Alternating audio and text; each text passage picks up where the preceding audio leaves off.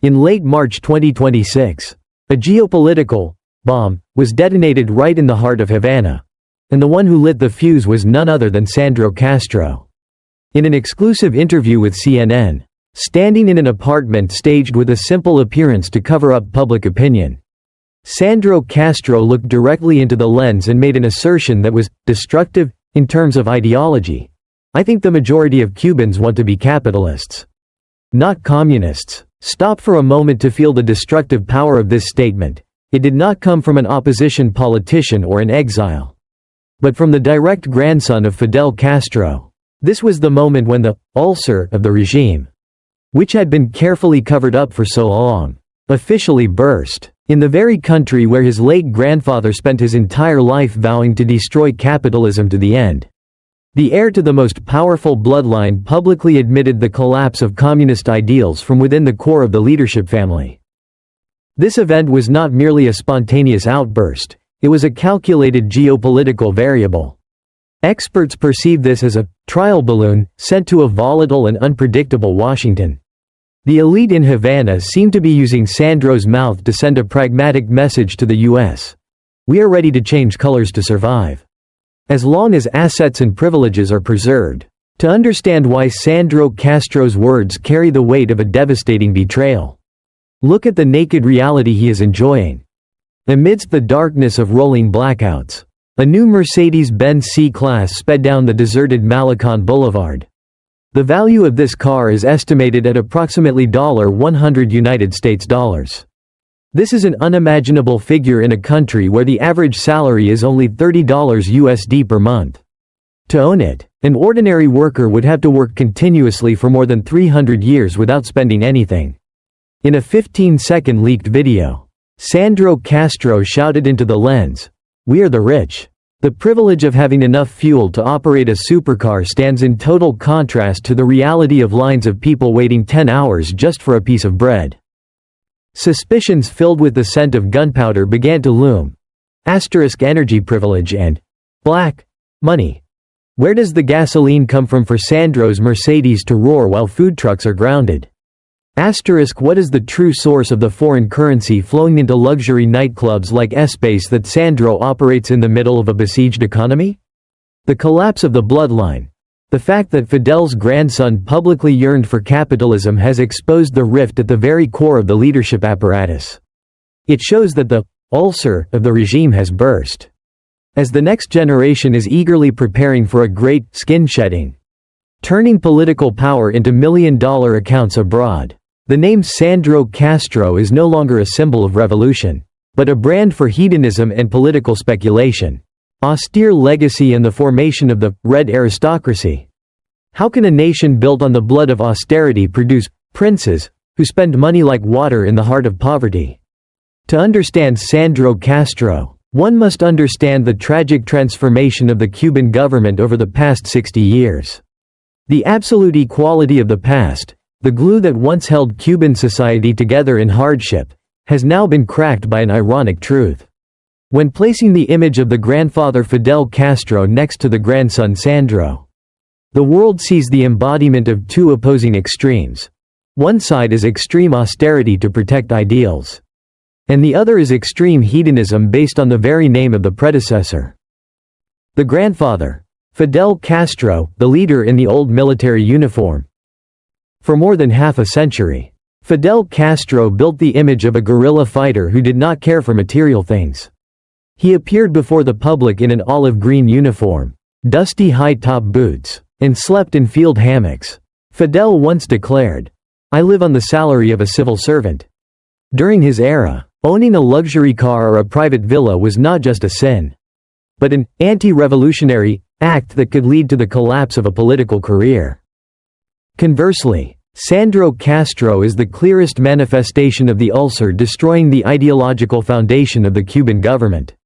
Sandro does not choose the military uniform, he chooses Gucci t-shirts, Prada sunglasses, and Rolex watches. He does not sleep in a hammock. He is the soul of all-night parties in privileged areas where ordinary people are not even allowed to roam.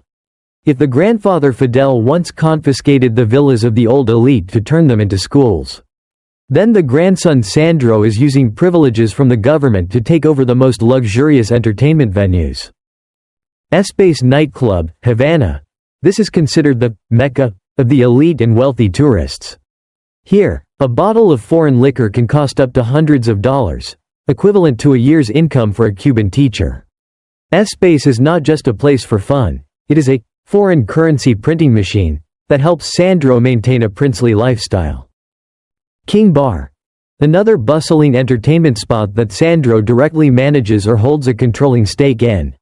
This is where strong foreign currency, USD, Euro, flows in continuously, outside the normal control of the nation's depreciating currency system. Supercar collection. The peak is the Mercedes-Benz C-Class valued at over $100 USD, equivalent to more than 300 years of a worker's salary.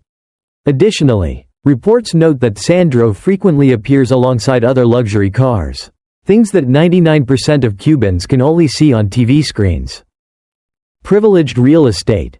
Although on CNN Sandro only introduced a modest apartment, in reality, he has access to and uses villas in the Siboney area, known as the Beverly Hills of Havana. This is a secluded area reserved for the elite within the government apparatus, with strict security and amenities far exceeding the average standard of living. Complete capitalization of lifestyle. From using the latest iPhone to luxury travel. Sandro Castro is a living testament to the fact that communist ideals have collapsed right within the veins of the leadership family. The special period, quake and the seeds of corruption. If the 1959 revolution was the dawn of ideals, then the collapse of the Soviet Union in 1991 was the darkness that blanketed the entire island nation. The Cuban people called it the periodo especial, special period, a painful chapter of history where loyalty to the government was tested by empty stomachs and ultimate exhaustion. It was within this gap of survival that an ulcer silently took shape, the birth of military economic privilege. From austerity to power business. To save the apparatus from the brink of collapse, the Cuban government made a landmark decision, handing over all foreign currency earning sectors, from tourism and hotels to imports and exports, to the military through the giant conglomerate GAESA. From then on, an invisible but brutal boundary was erected. While people had to eat fried banana peels instead of meat and walk tens of kilometers because there was not a drop of gasoline. A small group of managers in uniform began to come into contact with the flow of dollars and euros. The first seeds of corruption did not sprout from external enemies, but from the very people holding the keys to the nation's coffers. Exhausted reality. When darkness becomes the breath of Havana. If Sandro Castro's Instagram videos are filled with neon lights and loud music, CNN's field footage exposes a completely opposite reality. A Cuba gasping in darkness and a suffocating silence. Images of old Havana neighborhoods blanketed in deep darkness, where the only light comes from flickering candles or phone flashlights. Power outages mean refrigerators stop running, spoiling the meager food reserves. Hospitals must operate under equipment shortages, and production facilities must close. This is not just an energy crisis, it is a crisis of trust. Watching the footage of people sitting quietly on the sidewalk in the dark, viewers feel a fatigue that has reached its ultimate limit. The war for fuel, when the extended arm is severed. For decades, the Cuban government did not operate based on pure economic internal strength, but survived thanks to a complex geopolitical, symbiotic system. If it was the Soviet Union in the past, then for the last 20 years, Venezuela has been the lung, providing oxygen to this island. The collapse of the supply arm, Venezuela, under Hugo Chavez and later Nicolás Maduro, was not just a reliable ally, they were the generous, extended arm of the Cuban government in South America. Through Doctors for Oil agreements, Caracas poured billions of dollars of cheap oil into Havana, helping maintain street lights and the engines of old cars on the Malecon. For more than 2 decades, the Cuban government did not exist based on internal economic strength, but lived parasitically on a complex geopolitical, symbiotic system. If it was the Soviet Union in the past, then from the early 2000s, Venezuela was the only lung providing oxygen to this island. Caracas was not just an ally, they were a generous, extended arm, pouring billions of dollars of cheap oil into Havana in exchange for a team of experts and doctors. However, that arm was severed by a fatal blow from the White House. In a lightning-fast and decisive military campaign carried out under the direct order of United States President Donald Trump, U.S. Special Forces proceeded to arrest Venezuelan President Nicolás Maduro and his wife Cilia Flores. What amazed military observers most was the absolute precision. A campaign to arrest a head of state right in their stronghold without any loss of U.S. soldiers. This event was not only a major blow to South American politics but also a direct, bloodline-cutting, action against Cuba. Havana suddenly fell into the state of a body suffering from acute blood loss. When the supply arm was broken, the source of fuel that was taken for granted suddenly evaporated completely. The Cuban government was then like a traveler in the desert, looking toward the horizon where their only companion had just been stripped of power by Washington's absolute military strength. This geopolitical rift immediately turned into bone-deep pain etched on every citizen's face. When the oil bloodline from Venezuela was cut, the public transportation system, the lifeblood of workers, officially stopped beating. People had to huddle together on cargo trucks or use horse-drawn carriages to move in helplessness. Decoding the logistics, maze, when the Mercedes doesn't appear naturally. In Part 1, we witnessed the defiant roar of the Mercedes-Benz C-Class on the Malecon Boulevard. But in the world of intelligence, we do not care about the sound of the engine. We care about the VIN number and the bill of lading journey. How could a luxury German machine, a symbol of high-class capitalism, be present and filled with gasoline in a country surrounded by thousands of sanctions? The miracle at Mariel Port. Borderless privilege. Imagine Mariel Port, the most important special economic zone in Cuba. This is where every cargo container entering the island must pass through strict customs control. However, there are containers with priority codes that no civilian personnel are allowed to touch. Those are the shipments for GAESA. According to field reports from anonymous sources, Sandro's Mercedes was not imported under a personal name. It passed through a network of shell companies based in Panama and Mexico. The process goes as follows. A middleman company in Colón, Panama, buys the car from Europe, then unloads it onto a transport ship flying the flag of an intermediary nation. When arriving at Mariel Port, the shipment is labeled technical equipment for the tourism industry. The name, Castro, is the universal filter. It turns a rich kid's luxury toy into a national necessity. Sandro does not need to face U.S. financial sanctions, OFAC, because he stands on the shoulders of a giant called the Cuban military. Foreign currency suction machine, ESPACE. Where the dollar never sleeps. The question of the source of money to maintain this lifestyle leads us to one address: ESPACE nightclub. In the world of economic intelligence, ESPACE is not a dance floor. It is a licensed illegal foreign currency exchange station. While the Cuban people struggle with the peso devaluing by the hour, at ESPACE, cash is king, and the cashier must be USD, Euro, or MLC cards, a type of card payment in strong foreign currency. Sandro Castro operates a closed economic system. Input: importing foreign liquor and expensive sound equipment through military privilege, tax-exempt or symbolic tax rates. Operation: using priority power grids, never facing blackouts like nearby residential areas, and cheap labor. Output: reselling at cutthroat prices by international standards to tourists, diplomats, and children of the elite. Every bottle of Macallan or Dom Perignon uncorked here not only brings a 300 to 400% profit, but it also helps Sandro accumulate a huge amount of physical foreign currency. This money never enters the state banking system to serve social welfare. It flows back into offshore accounts through underground money transfer channels, hawala, used to pay for the luxury trips and items we see on his Instagram. The secret of a full gas tank amidst the fuel hunger. This is the detail that infuriates the Cuban people most. While long lines of food trucks are grounded for lack of fuel, Sandro's Mercedes still burns gasoline on the streets. Sources from energy monitoring agencies show that the elite in the Cuban government have a separate fuel distribution system, extracted from the military's strategic reserves. When a Russian oil tanker docks, as we saw in Part 1, a portion of this oil is prioritized for GAESA transport units and privileged family members. The gamble on CNN, shedding the skin, strategy before Washington's unpredictability. Sandro Castro's appearance on international media. Why would a person who is usually secretive and facing criticism accept leading CNN into his apartment?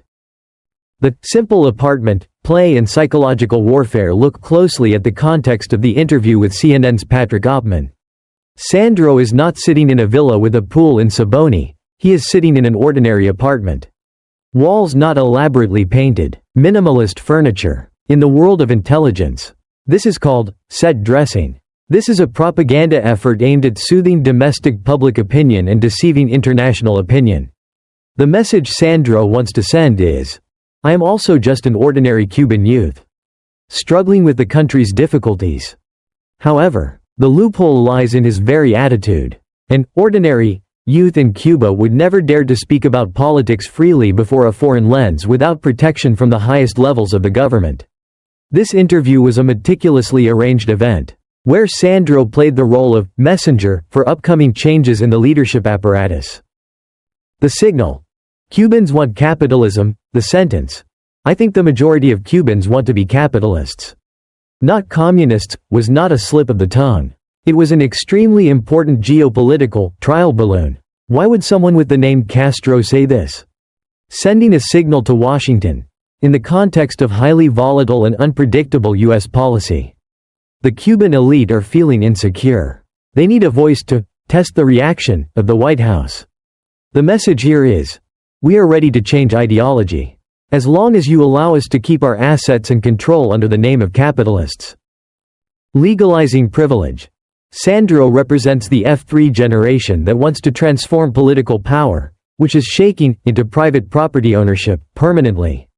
They want to turn Cuba into a version of post-Soviet Russia, where officials turn into oligarchs.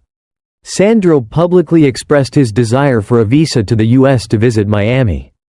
This sounds naive, but it is an extremely sharp psychological maneuver. Washington frequently uses visas as a tool of punishment or enticement. Sandro's demanding to go to the U.S. puts the U.S. government in a difficult position. If a visa is granted, the U.S. will be seen as compromising with the Castro family. If refused, the U.S. will lose the opportunity to access and entice an influential figure in Cuba's next generation. The Cuban elite understand very well the polarization in the U.S. political arena between the tightening faction and the dialogue faction. Sandro is taking advantage of this unpredictability to create an opening for himself. He is trying to build an image as a young reformer, a freedom-loving influencer to seek protection from the West in case the government in Havana faces a major upheaval.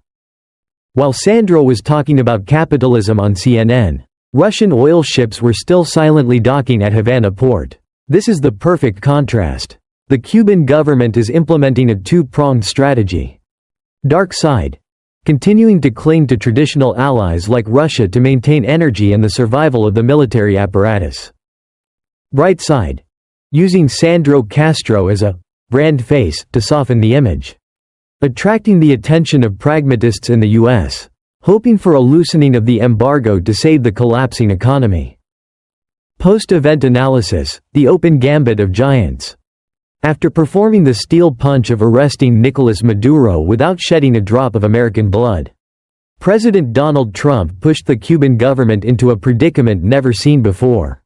The supply arm was severed, but instead of choking Havana to death, Trump chose a move that gave observers a headache: calculated silence.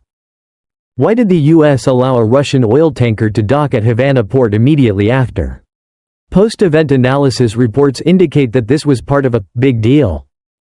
Humanitarian or bait? Washington understood that if Cuba collapsed completely, a massive refugee wave would flood into Florida, destabilizing the election and internal security.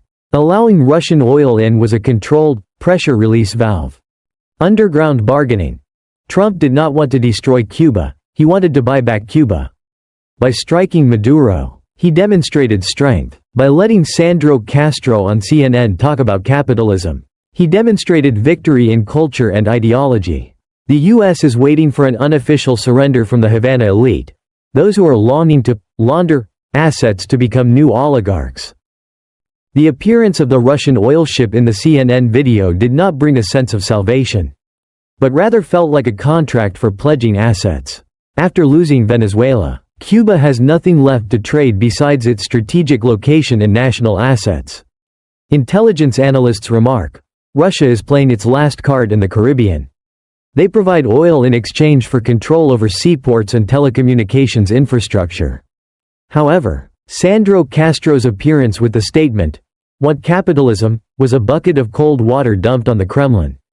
It shows that even if Russia provides fuel to maintain the life of the government, the minds and souls of the next generation of the Castro family already belong to Miami and New York. Russia is investing in a sinking ship, where the captains, F2, F3 elites, are silently building lifeboats named capitalization.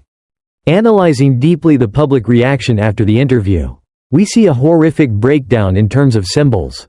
For 60 years, the name Castro was a religion, but Sandro turned it into a commodity. The cruel irony. The global audience feels extremely ironic seeing the descendant of the revolutionary royalty, those who once vowed to fight capitalism to the last breath, now becoming an influencer using social media to praise capitalism and demand to go to the U.S. This is the clearest evidence of the end of an era. The ulcer revealed. Sandro did not just betray his grandfather, he betrayed millions of people who believed in the sacrifice. His admission that the people want capitalism is an admission that his family's model has failed completely. The ulcer of privilege has burst, not due to an external attack, but due to rot from within the core. When the heir to the most powerful bloodline no longer believes in the system, then that system is only a soulless corpse. Pressure to open or die. Exhausted reality pressure from empty stomachs and the darkness of 11 million people has created a massive weight on the leadership apparatus. They realize they cannot rule with slogans when gas stations are empty. Sandro's interview was essentially a political sales pitch. The Cuban elite are trying to perform a great skin shedding, following the Russian or Chinese model, opening the economy but maintaining power. However, the difference is they are doing it from the position of a complete loser after their ally Venezuela was struck down by Donald Trump. Conclusion: when ideals are only ash. The greatest lesson is the irony of the bloodline. A system does not collapse because of a strong external enemy, but collapses when its own heirs no longer believe in what they preach. Cuba has existed as a parasitic satellite from the Soviet Union to Venezuela.